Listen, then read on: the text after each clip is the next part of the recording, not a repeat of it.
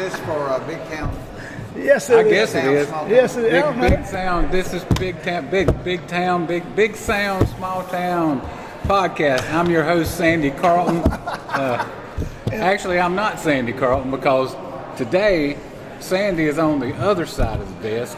We are here at the Earl Scruggs Festival with Sandy and Phil Ruff, who are the Blue Healers, and they're going to be playing in the silver something or other saloon thing. It is spoon. It's a spoon. We're at the equestrian. Silver Spoon at the Tron Equestrian Center. Everyone that is a horse person has a silver spoon. Right. You know. You got that right. So. And there's at least one or more beers on this table as we do this interview. So that explains anything. Yeah. All right. So I don't usually do this. So Sandy, what's the first thing you would ask yourself? The first thing I'd ask myself is, how do you two know each other? How do you two know each other? Long story. Go ahead, Phil. Well, okay, I replaced him. Now, no, he left of his own free will. It wasn't like that to throw him out. You remember the Peelers Mill Band? I remember the Peelers Mill. Yeah. And the 600 among the 600 members of the I'm one of those. I'm 598. And I'm one of those too. And he was checking out, and they needed somebody. I didn't know any of those guys. I don't know how you got my. I think Art Mooney actually. I was working at Apple Tree Music. So anyway, that's how we met, and it was hello goodbye because he was leaving. But through the years, you know how Sandy is. You cross paths with him. Unfortunately, he's everywhere.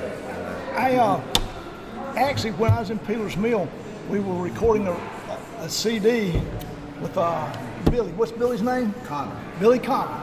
You know Billy? Yeah, I've done record. Yeah, I've done some with Billy too. Yeah. So we record, but he had just recorded Phil, and Phil had on. He had a colorized. His record cover was colorized. I mean, it's black and white, but the stuff he was wearing was kind of. I thought that's the neatest thing in the world. That was '80s, wasn't it? Yeah, I thought that's the neatest thing in the world, and it was cool looking. It was really cool looking, and I thought it was really cool, and I said, "Who's this guy?" He said, "Well, it's a local guy, Phil Ruff. He's not local now. He lives in Nashville or something." I said, "Okay." So then he replaced me. Then Phil again replaced somebody in a band. Oh yeah. When we wound up in Mama Said. Yeah. So we're the replacements. So was it because you knew Phil? Is that how Phil got into Mama Said? Yes. Did you invite Phil to Mama Said? Yes. Actually, he did. But what I did first, before we did, is Phil and the dog opened some shows for us. We should clarify who the dog is. Yeah, you should. The dog is actually a human being named Keith Ledford. And we were in a band that ended up going up to Nashville and got all burned out up there and came home. They were getting the band together that was going to be Mama Said, but they weren't yet. No. And so they had a little get-together and wanted us to open up for them. So, yeah. And they liked what he did. You know, they kind of already knew what he did by then. But I'm the only one who remembers that because I was asking Mike Lynch the other because he was there. He said, "I don't have a clue what you're talking about." I guess it was a big deal to me. You know? But we got him. You know, we got him in. But Nancy, who's supposed to be here today, as a matter of fact, From Mama Said, said I don't like him. You know, it's the Buddy Miller story. Well, she's hard to get along with it. You ever heard the Buddy Miller story where he auditioned and did That's How I Got to Memphis? And his wife he auditioned for the band that his wife was in, and she said, "I hate him. No, I don't want him in this band." But he got in the band in. Well, that was Nancy. He's a guitar player. We don't need another guitar player. And it's like, well, me and Randy said, we coming anyway. Hey, well, I can tell a story here if you're still interested in this, Kevin. I'm interested, okay. As long as that thing's on. Right. Well, I first went to the practice of the band that was going to be Mama Said. Took my 12-string guitar I'd been playing, and they started a song. I didn't know it, but I'm following the song. And it dawned on me, all four of us were playing the guitar, and I don't think this was going to be a mariachi band. So it just so happened Sandy had set up some congas. In the middle of the song, I just put the guitar down and went up and started playing congas. So I immediately became the percussionist yeah. to the band. And then I think somebody talked you into going to bass. And all of a sudden, that was starting to look kind of like a band. The first time I saw Mama Said, which was at Rutherfordton. Legal grounds? Legal grounds. Oh, yes. I thought it would. What's the bank that used to be in Forest City? The Vault. The Vault. No, Yeah, we yeah, played it was at Legal Grounds. Okay, yeah. And it was, you were playing bass and Yeah. you were playing drums. You were playing Right, set. yeah. And I hadn't since Nancy high school. and Randy. Yeah. Yeah. Yeah. And, it But was- you know, we needed, if we're going to be a band, we needed somebody Yeah, we to play did. drums. And that was a time period when you had a really good sound. The band had It was good. really interesting songs and It had a good was. overall sound. And we all Not got often along. you see a country-ish, Americana-ish band with a theremin. Yeah, that's true. Yeah, Randy was full of surprises on that thing. the instrumental Randy thing. was pretty close to the top of his game during that day too. You know, he had a bag of tricks. You know, in every way in life, he had a bag of tricks. So let's move on from the All right, past. All right. Okay. How did the Blue Healers come to be? Oh, I don't really know. I do. Okay, he knows. Okay, well, who's the gentleman who found out that Sonny Terry grew up in Shelby? Zach Dressel. And apparently he told Mary Beth, at the Earl Scruggs Center, because, of course, one of the greatest blues harmonica players ever, Sonny Terry, and we associate him with Durham, and he's a North Carolina artist, but he actually spent some time in Shelby. So Earl Scruggs Center, obviously promoting regional music, thought, wouldn't it be nice to do a tribute to Sonny Terry and Brownie McGee? So that's, Oh yeah, as they far as reached I know, out. that's why we kind of got together to do a tribute to Sonny and Brownie. They reached out to me. I suck pretty much at harmonica, but I can play like Sonny Terry. So I You're was too a hard good, I on was a yourself. good I was a good candidate for that. So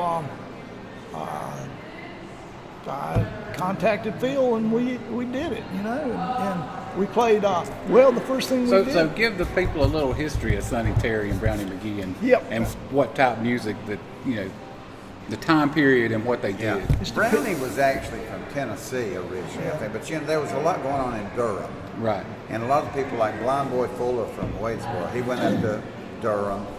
A lot of the people did. And So all this fall under like Carolina blues category or yeah, that I think at that point, It because was Sonny Terry. Piedmont Blues. Piedmont blues. Now, they ended up, of course, going to New York, doing all sorts of things. But a lot of things happened in Durham, especially.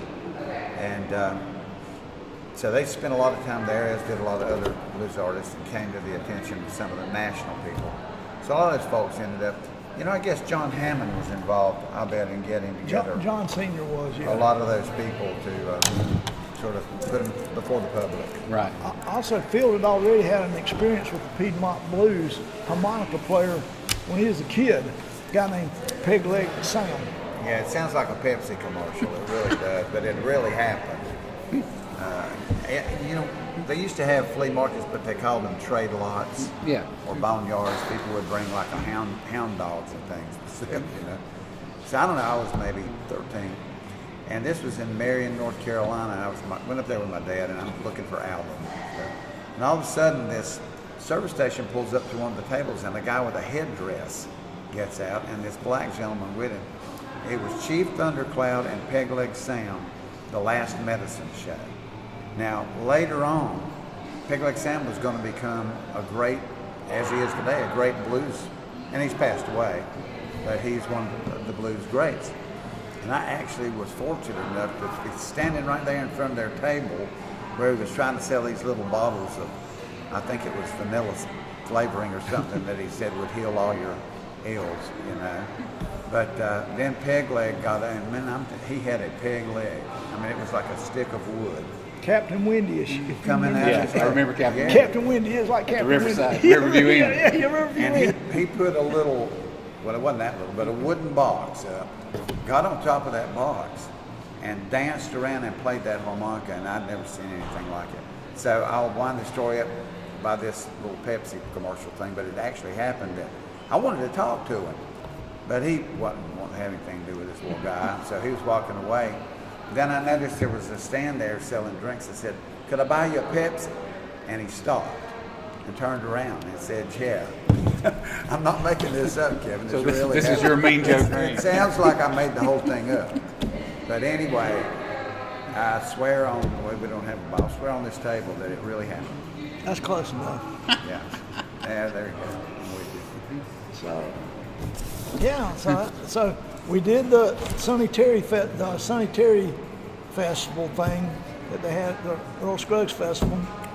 And then she got us to do a couple of other things.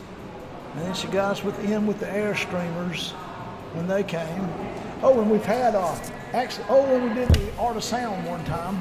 So, and there's been 2 other people play with us. Yeah, Emma Button played with us. And Cornelius played drums with us. Yeah. Cornelius. I still haven't had that invite, by the way. Well, we will invite you. You play the bass guitar sometimes, do you not? I have done Actually, that. I thought, wouldn't that be cool if we had some bass? It would. Well, maybe we'll do that sometime. Okay. So Cornelius was funny too, of course, because we were sit up in the grass. And he couldn't sit his kid up in the grass because it was just sinking. Because Cornelius is a big guy, so he was sitting way back up on the concrete. Me and Phil were sitting. He was like back at that black wall there, and there was me and Phil out front. He was way back there because it would sink in. Well, that's probably the first time nobody said the drums are too loud. Well, and I don't think we had practiced. No, we never. You put him on the other block, the drums are not going to be too loud. I was having to kind of turn around to Cornelius and give him cues about what was coming next. No, I don't think we had practiced. No, we didn't practice. Not only that, Phil does on. So we decided to do this song, Rock Out on the Climb. And it's got like 2 different beats in it. And we're going along playing. We hadn't done that since Cornelius was there, but like we're going down at this one rate. Then he gets that double time going. Cornelius is going, looking like, oh my God, what's happening here? So. Yeah, Lead Belly song. Yeah, Lead Belly song, yeah. So do y'all plan to keep this going? For Sure. a while anyway? I mean, Well, we got you know how it is. We've all done this a long time. Everything goes until it We're doesn't. making large amounts of money right now. The tens of dollars are rolling As in. long as that getting the keeps big rolling in, bucks. and the cards and leathers keep coming Right. in, hey, what you gonna do? I had to supplement my podcast money, somehow. And if Kevin starts playing with us, we will draw a crowd. We will. For even less money. Or less. That's always the possibility. That's the thing about Kevin. It's the love-hate thing. He'll either draw a crowd in or run a crowd off. So That's a gift. Well, anyway, I'm a person who absolutely hates long podcasts. well, this is about long enough. So it's about it's anything else we want to say before That's we about close this anything thing up? interesting we had to say. we have don't said have too much left to say. way too much already. Hey, All right. Hey, Luke, what's up, buddy? thank Yeah. you, thank you so much. We said The other celebrities have walked into the room, True, so we're going to cut this thing off. I'll sign autographs anytime. Oh, Sign us off, Luke. Another nice Say looking goodbye man. from the Big Sound Small Town This Podcast. is the Big Sound, Small Town, closing out from the Earl Scruggs Festival on Friday. Thank you kindly. Thank you.